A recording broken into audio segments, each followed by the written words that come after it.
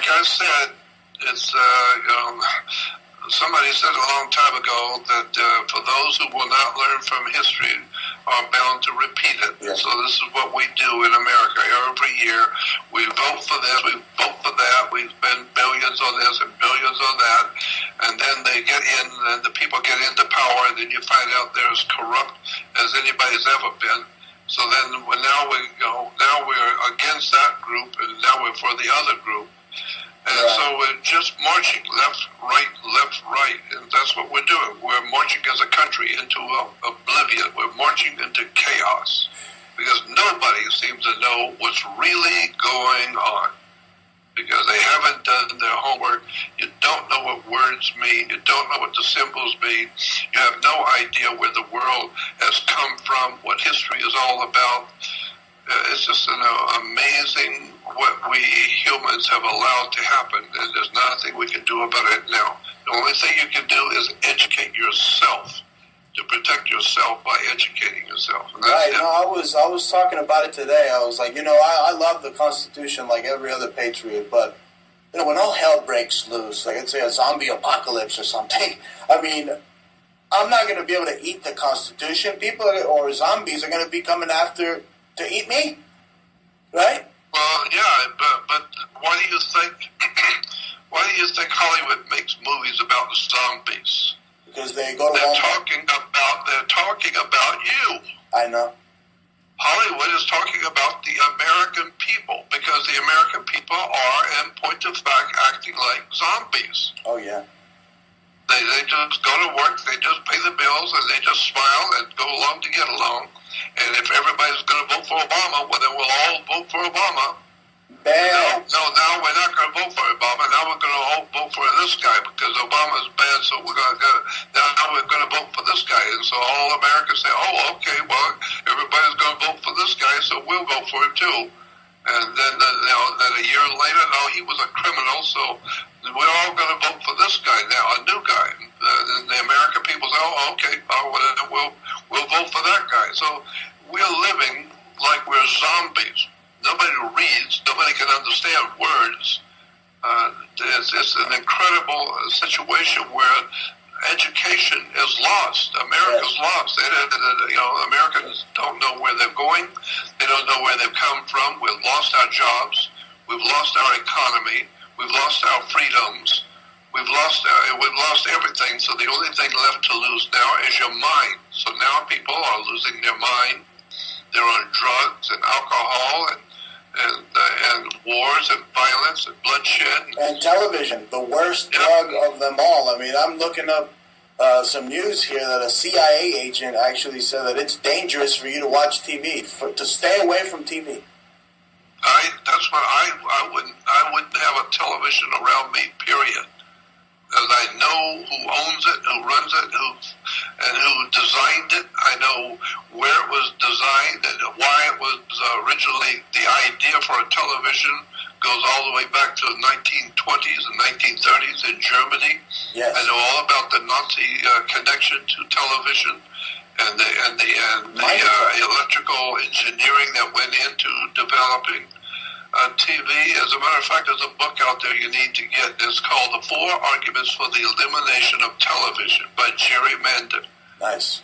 The book is called The 4 Arguments for the Elimination of Television by that guy named Jerry Mander. Get that book and see if it doesn't turn your hair white. He explains who actually paid for the technology to be developed to call it television. And who did it, and how did they do it, and how does it work, and who owns the whole concept of TV, and how is it being used purposely to defraud the world? And it's an extraordinary study. Yeah. And so you need to get that book, 4 Arguments for the Elimination of Television. I'm buying it right now on eBay as we speak. Yeah. And I had that many years ago, and it was shocking, the stuff he brought out on how television really works. And I could go on for hours on these subjects, but the bottom line is that the biggest problem we face on the earth today, and God knows we got all kinds of problems, but I think the single problem on the earth today is ignorance. People who don't know, and they don't want to know, and they're ignorant, they're ill-informed, they're unread, and they just don't know what's going on. And nobody's ever told them, and so they just trust the authorities. And so I like that quote that the quote I remember from what was his name, the great Egyptologist Gerald Massey. Many years ago, Gerald Massey, the Egyptologist, talking about religion in Egypt, he said, they, T-H-E-Y, they are going to find it difficult, those who have accepted the authority as truth, rather than the truth as the authority. And so that's what we've done. We've accepted all of these paid lackeys, these Marxist, Leninists, Soviet communists, Nazi, fascist, bloodletting murderers. We call them professors.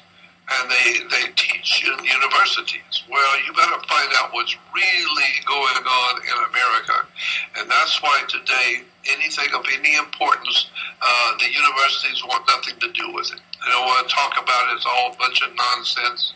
Oh, yeah. And if you talk about anything that's happening in America today, it's all a bunch of conspiracy theories, and nobody cares anything about it. You think they're going to tell us that the same people that brought you the television are the same Nazis that brought you Fanta? Yep. And the Beetle, the Volkswagen Beetle. It's an extraordinary story of betrayal, because when you look back at the Second World War, while the Nazi Party was ravaging over not only Europe but all over the world, and America was in the war against the Nazis. What you don't know is American banks and industrial America, with the banks, were financing and producing products for the Nazi Party. Unbelievable. Ford Motor Company was making auto parts, and General Motors was making trucks and cars and Jeeps, and Chrysler was making tanks and all kinds of engines for jets that the Nazis were building. So we, the United States people, we built the Nazi Party. As a matter of fact, Nazism began, a lot of people don't know, Nazism began in Studio City in Los Angeles. Studio City in Los Angeles was the center for what we today call Nazism.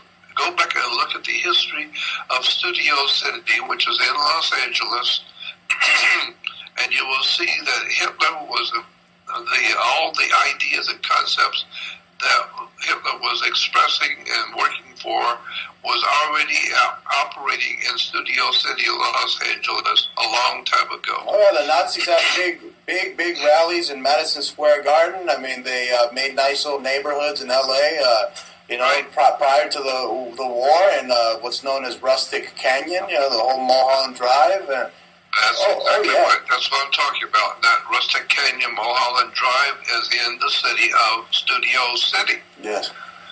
Anyway, I just wanted to say also that I have a website, which is Jordan Maxwell Show. And it's my website. I own it. It's called Jordan Maxwell Show. There may be others out there with my name, but the only one I own is Jordan Maxwell Show.